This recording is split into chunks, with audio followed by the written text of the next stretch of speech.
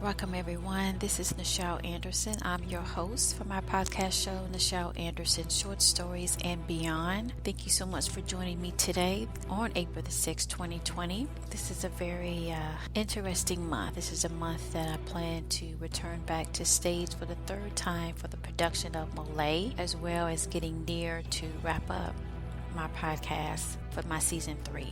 So today's topic, I'm just having an open discussion about, I titled it My Love Affair of Ancient Mitsrayim.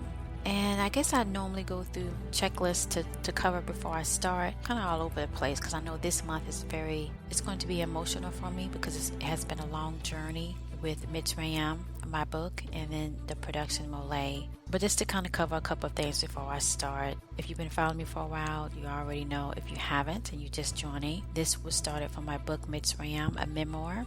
And now it's a theatrical production where I did different types of things to bring that book to life underneath the title of Moments of Love in Ancient Egypt, short for MOLIAE. At any rate, so if you want to continue to stay connected, please do. You can find the social media platform that we use, which is facebook.com/MOLIAE, MOLIAE, and of course Twitter as well. This particular podcast do have a merchandise type shop. I just tied it to Cafe Press. That would be the best option, at least now, because I'm so busy with the production going back to stage later this month, to get the merchandise very proficient.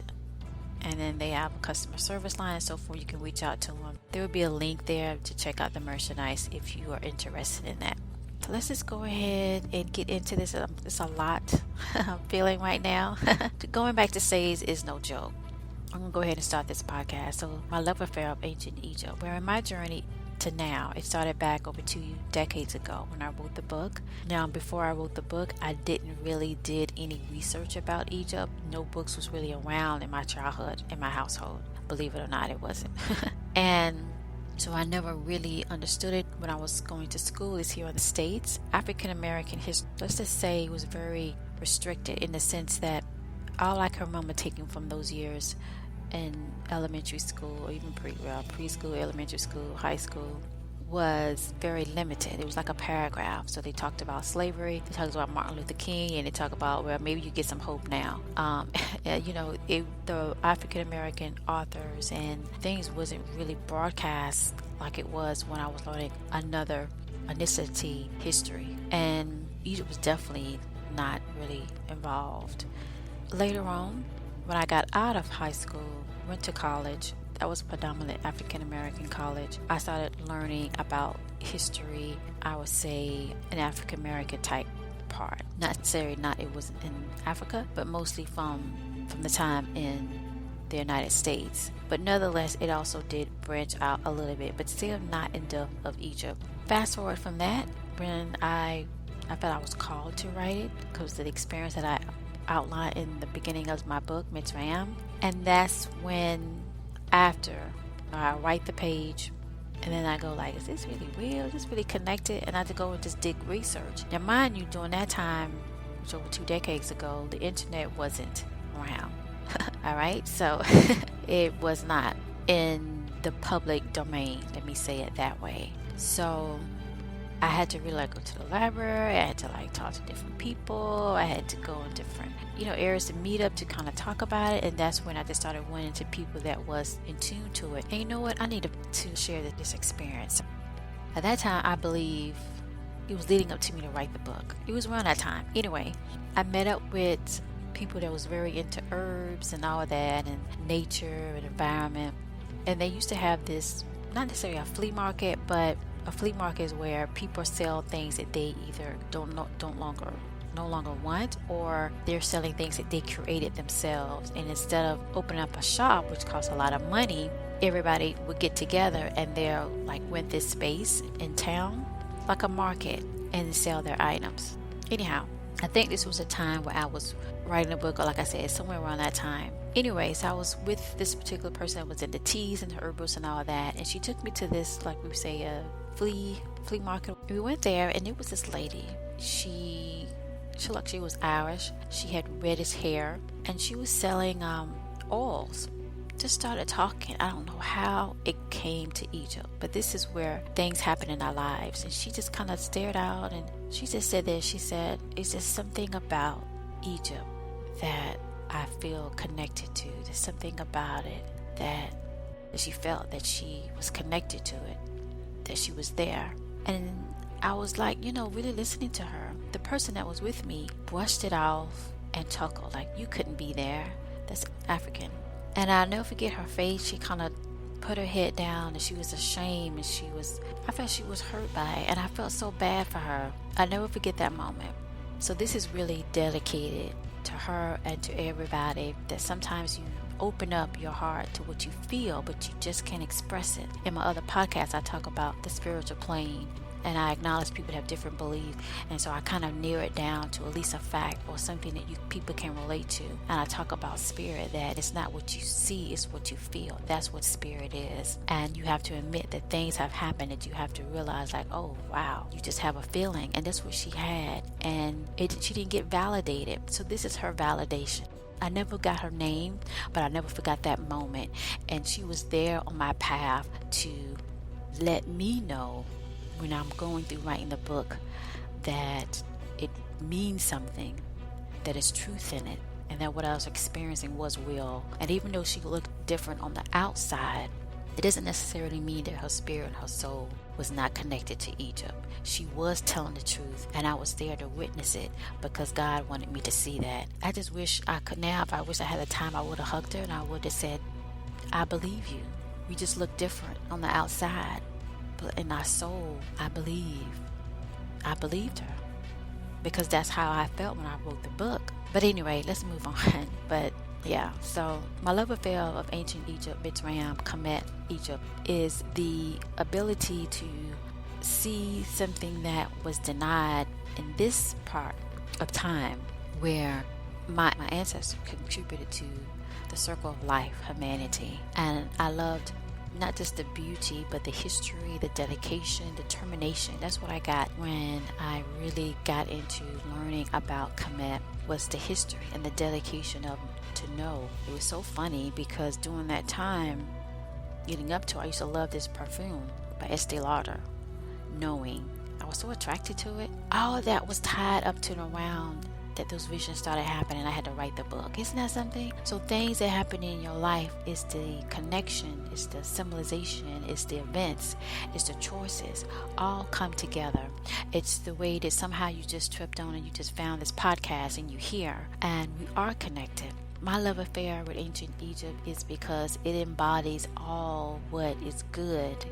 Okay, I'm not saying that the whole history has some good things about it, but I'm just talking about, I just remember the visions that came through. My ancestors came to me that night when I decided to, I was thinking really strong to not get back up and write the book. I think I kind of just wrote the title and then I put it down. I was like, I'm not going to do this. And then I did a couple of pages and I talked to someone about it, and all this was coming out, and I just felt so fearful. But then I didn't realize I was Mr. Fear, and all his cohorts was telling me not to get up and write that book. But my ancestors told me and spoke to me. I mean, they get up, do this, and I did. So I just love the fact of looking through not only the characters that I bring to life in this book, but reading the history and the dedication. They had a lot of dedication to the work that they did. That could be in medicine, that could be in history, the advanced technology, and how the procedure. I love procedure because procedure tells me eventually we'll get to the point that I'm interested in, or to the point that we need to get to.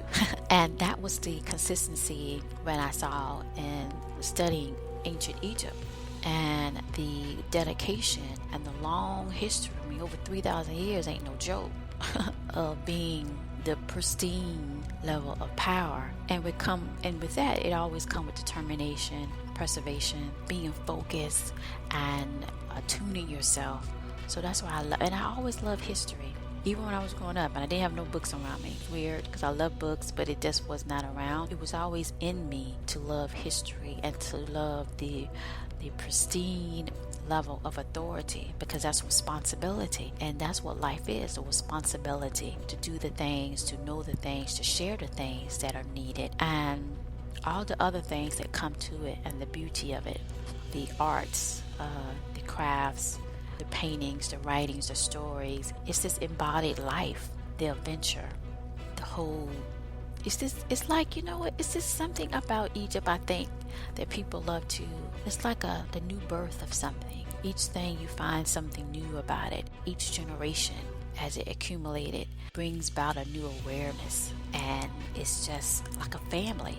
And so going back to that lady that was selling her oils, and she had her rings on and everything, I'll never forget it. She had this reddish hair, and she was Irish, and she just opened up about it. And I think her soul disconnected. Be a connection, thinking of it now, of my connection to it. And so our souls recognize the similarities between one another, and she was the one to share something. Because when she said, when you say things and you speak, you're like, oh, I didn't realize I said that out loud. And it's two different experiences from that. You either get validated or not validated. When you get not validated, it's hard. I never forget, she put her head down and she was like ashamed, and I felt so bad, because I was, at that point, I really didn't really know the whole purpose of writing the book, the significance of Egypt.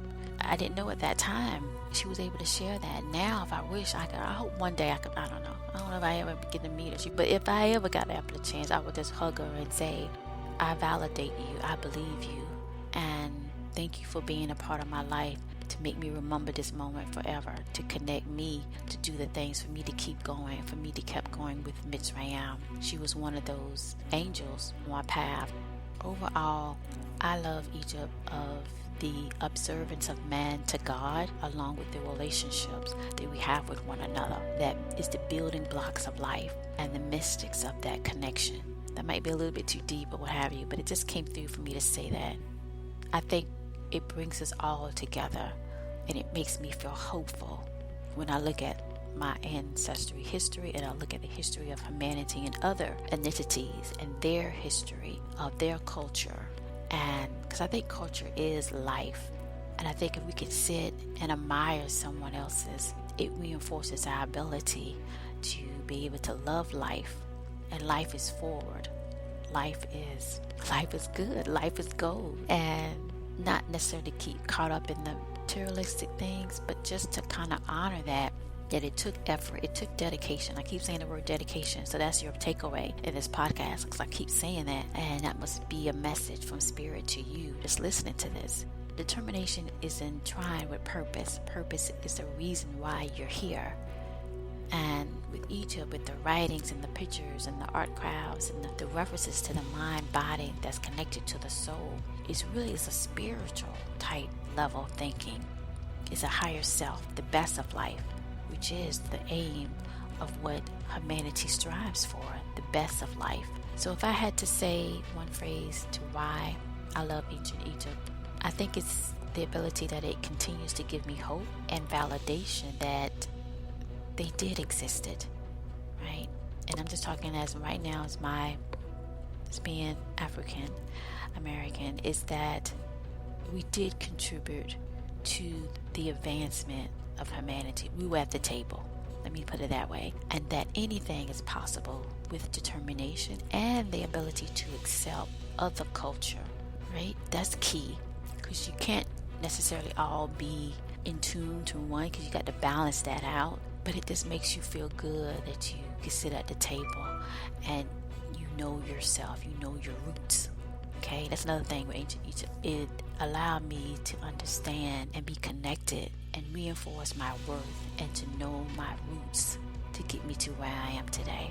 All right, thank you. Hope you enjoyed the podcast of my open discussion. I hope you got something from it. I just wanted to focus on that this month. Not really do a short story, but just kind of have an open discussion about it. Maybe this could give, I don't know, maybe you got something from it. I hope so.